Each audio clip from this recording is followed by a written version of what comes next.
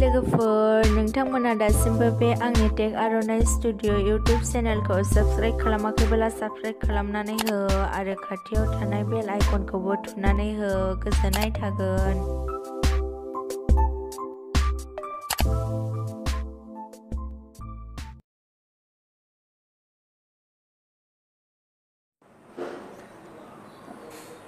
खुलुमबाय।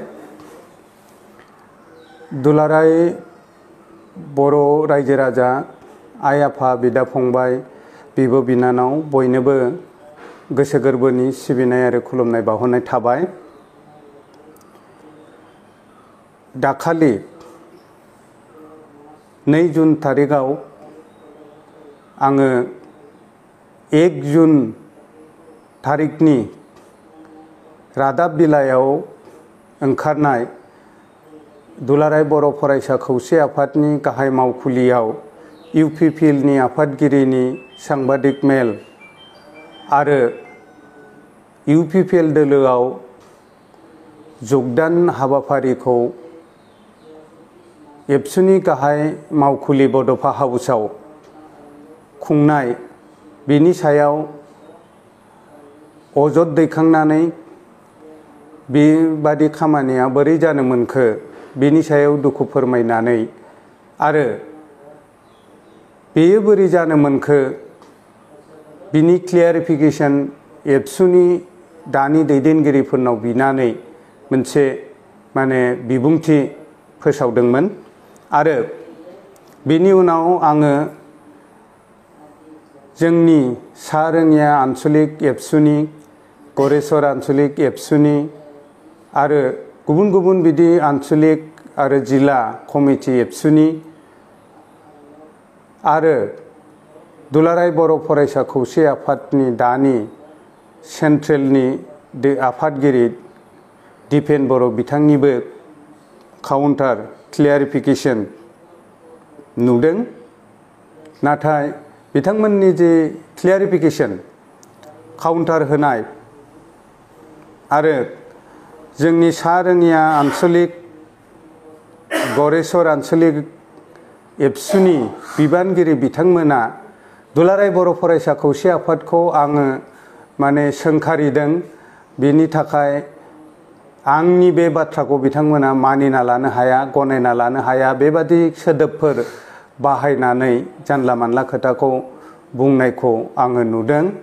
आङो बिनि मोनसे काउन्टार क्लियारिफिकेसन होनो नाजादों।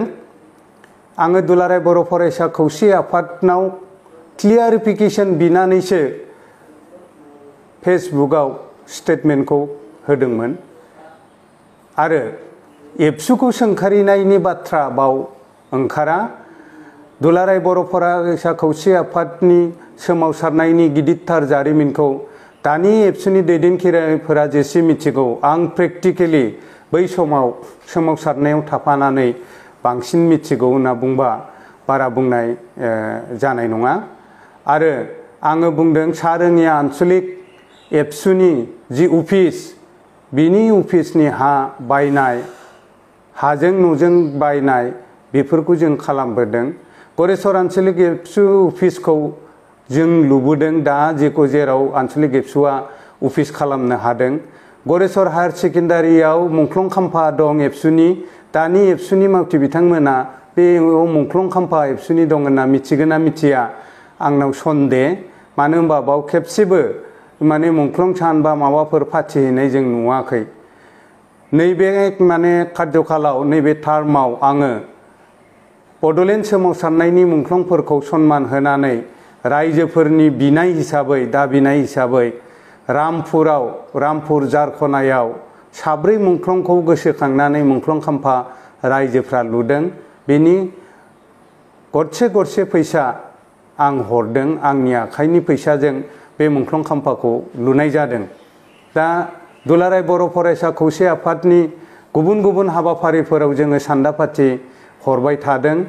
थांनाय बोसोरनि सा रङिया आन्सलिक एबसुनि जि अधिवेशन जथुम्मा खावरुपाराव जादोंमोन, देवलखुसि खावरुपाराव, बिनि बिसम्बि सबिनिरनि फैसाखौ आं हारसिं हरदोंमोन, आं साफायना होदोंमोन।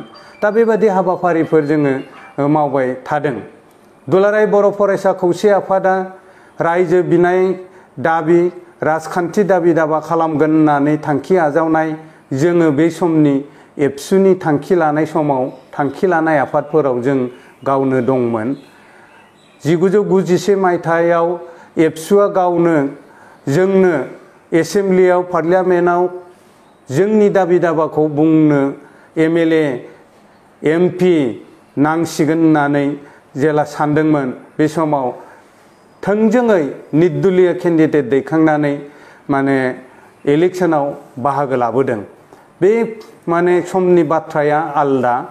दिनै जिहेतु बर'नि दैदेनगिरि आउटगोयिं एबसुनि आफादगिरिफोरानो राजनितिक खान्थि बिएलटिनि दैदेनगिरिफोरा राजखान्थि आफाद दानानै पार्टी दानानै अलरेडि राजखान्थि जितु माने दिगाव खामानि मावगासिनो थादों। बेबादि समाव दुलाराय बर' फरायसा खौसे आफादा दुलाराय बर' रायजो राजाखौ बोरै खौसेयाव लाखिनानै हारियारि जितु एजेन्डा पार्टीयावथ' नोङो बयबो हारि माहारि थागोन हारसा बांगाल जिखुनु जाति गोष्ठीखौनो लाफानानैसो राजनितिया जागोन पार्टीया जागोन। नाथाय बर' हारिनि जेंना इसुफोरखौ माने दैदेनबाय थानो थाखाय जातिनि जि हारियारि जि जेंनाफोर फैगोन बेखौ दैदेनलांनो थाखाय एबसु बा थुनलाइ आफाद बादि आफादा माने मावबाय थानांगोन थैस' थांस'। दा बेबादि समाव दुलाराय बर' फरायसा खौसे आफादा मोनसेल' राजखान्थि हान्जा आङो सोंदों आरो सोंबावनो नागिरदों जे हाजार हाजार बिपिएफनि खालामनाय जि बर' बिमा बिफा गार्जेन बर' गार्जेन बिसोरनि गथ' गथाया एबसु जानो मोनगोन ना मोना? ना इउपिपिएल खालामनाय न'खरनि मानसिफोराल' एबसु जानो मोनगोन? बेबादि माने आखलखौ बेबादि माने बाथ्राखौ दिनै दुलाराय बर' फरायसा खौसे आफादा माबादि माने दिन्थिनो हायो? आङो कामरुप जिल्ला एबसुनि मोननै टार्मनि जेनेरेल सेक्रेटारि गाहाय नेहाथारि मोनसे टार्मनि भाइस प्रेसिडेन्ट जानानै जोङो मावबोदों। जों मा मावनो हाखो बे बाथ्राखौ आङो बुंबाय एबसुनि अफिस लुनाय मुंख्लं खाम्फा लुनाय बेफोरखौ दा गोदानैथ' जेबो लुवाखै जों लुनायानो थांनाय 10 बोसोरावथ' जेबो लुवाखै 15 बोसोराव जेबो लुवाखै जों लुबोनायानो। आरो हाजार हाजार जाय बिमा बिफाया बिपिएफ खालामो बा बिजेपि खालामो कंग्रेस खालामो बेबादि दस्रा पार्टी खालामनाय माने माबाया बिमा बिफानि गथ'फोरा एबसु जानो मोनगोन ना मोना? दिनैनि दिनाव एबसुनि दैदेनगिरिफोरा बुंथों खमसे खम आंनि गथ'आ आंनि फिसाला फिसाजोआ एबसुनि हाबाफारियाव एबसु जानो मोनगोन ना मोना? आंनि गथ'आथ' बिपिएफखौसो सापर्ट होयो इउपिपिएलखौथ' सापर्ट होआ। बेबादिबा आंनि गथ'फोरा एबसु जानो मोनगोन ना मोना? मानो मोनसेल' राजनितिक हान्जानि माने जानानै एबसुआ मावगोन? बर'निनो दा देक मोननै राजनितिक हान्जा बिपिएफ आरो इउपिपिएल जाबाय। बेबादि समाव मात्र इउपिपिएलनि जानानै अपेनलि खामानि मावनाय आरो बिपिएफ खालामनाय बिमा बिफानि गथ' गथायफोरखौ माने एबसुआव खामानि मावनायनि जि सुबिदा बा बेबादि स्कपखौ माने होयै बा बेबादि स्कप दोनै बेबादि परिस्थिति बोरै जानो हायो? दा आं बे बाथ्राफोरखौ सोंदों। मानो होनबा हाजार हाजार बड' स्टुडेन्ट बे स्टुडेन्टफोरखौ बायराव दोननानै मुस्थिमिये इउपिपिएल खालामनाय इउपिपिएलखौ सापर्ट होनाय बिमा बिफानि गथ'फोरखौल' लानानै जुदि एबसु दिनैनि दिनाव माने सलायोबा एबसुआ बिदि खामानि दैदेनोबा बियो बोरै माने मानिथावना बाथ्रा? दा बे बाथ्राखौ आङो सोंफादेरबावबाय। आरो दुलाराय बर' फरायसा खौसे आफादनि गाहाय मावखुलि हेड अफिस बड'फा हाउसआव इउपिपिएलनि आफादगिरिनि सांबादिक मेल जायाखैबा जायाखै होननानै क्लियारिफिकेसन बिथांमोना होथों। जादोंबा बोरै जाखो मानो जाखो बेखौसो सोंदों। बाव बोरै माने जयनिं माने हाबाफारि जाखो बे बाथ्राखौ सोंदों। बेयो आङो एबसुखौ सोंखारियाखै। एबसुनि गिदिरथार जारिमिन बड'फा उपेन्द्रनाथ ब्रह्मनि आलादा रायजो बिनायनि जि सोमावसारनायनि जारिमिन, रायजो बिनायनि हारि फोथांनायनि जि जारिमिन, बे जारिमिननि जोंबो साफा साफा साधारन मावथि हिसाबै मावनो मोनबोनाय, जों मावथारै मानसि नङा। गतिके दिनै एबसुनि बेबादि गाहाय मावखुलि बा एबसुनि मावखुलिफोरखौ मोनसे बर'नि राजनितिक हान्जानिल' माने अफिस बादि बा बाव माने राजनितिक मिटिंफोर खुंनाय बेबादि बाथ्राया बोरै जानो मोनखो होननानैसो आङो सोंदों। बे माने एखेबारे एबसुखौ गाज्रियै बुंनाय, गाज्रि बेबहार खालामनाय, क्रिटिसिजम होननाय बे बाथ्राथ' जानो हाया बियो, बेखिनि सोंनाया। ना जों सोंनोबो मोनला, ओरैबादि दादागिरि मयमतालि जाबाय नामा जे माबा मोनसे जोङो जायै बादि नुनाय बा गाज्रि जादों होननानै नुनायखौ सोंनोबो मोनला नामा जों बादिया, जे एबसुनि अफिसाव मानो बिदि जाखो होननानै। दा सिबिनां रायजो राजा नोंथांमोन, आं बुंनाय, आं मिथिनो लुबैनाय, आं क्लियारिफिकेसन बिनाय बे बाथ्राफोराव मा बाथ्रा हाबदेरदों, दुलाराय बर' हारिया मा लामाथिं थांनो नागिरदों, दुलाराय बर' फरायसा खौसे आफादखौ बोरै लांनो नागिरदों, आरो बे बाथ्राया सैथो। प्रमद बर' बिथाङा एबसुनि आफादगिरि जानाय दिननिफ्रायसो बेबादि माने हाबाफारिफोरा जादों। रबिराम नार्जारिया BPPF सालायबाय थानायाव BPPFनि क'क्राझारनि हेड अफिस जों नुदोंमोन। दिनै UPPL जानायाथ' गोबाव जाबाय, मैया दाखालि एबसुआसो दाना होआखै UPPLखौ। UPPLआ अलरेडि लकसभा इलेक्सनबो गेलेखांबाय, बोसोरनै बोसोरथाम गोबाव जाबाय। UPPLनि गाहाय मावखुलि क'क्राझाराव थानांगो, माबादि एबसुनि गाहाय मावखुलियाव मानो मिटिं खुंनो? दा बे बाथ्राफोरखौ क्लियारिफाइ जानांगो। आरो एबसुनि जारिमिनखौ हांगार फोननाय, एबसुनि जिथु माने दाहाल थुंग्रिनि जि फिरफिल्ला, गोथार फिरफिल्ला, बेनि सिङाव हाजार हाजार बर' रायजो राजानि सेन्टिमेन्ट, जि इउनाइटेड सेन्टिमेन्ट एबसुनि फिरफिल्लानि सिङाव बर' रायजो राजानि, बे बर' रायजो राजानि इउनाइटेड सेन्टिमेन्ट, सोरबा बेलेग बेलेग हान्जा थाबाबो जाथिनि इस्युआव खौसे जाना मावनो थाखाय जागा दोननांगोन दुलाराय बर' फरायसा खौसे आफादानो, बर' थुनलाइ आफादफोर बादिया।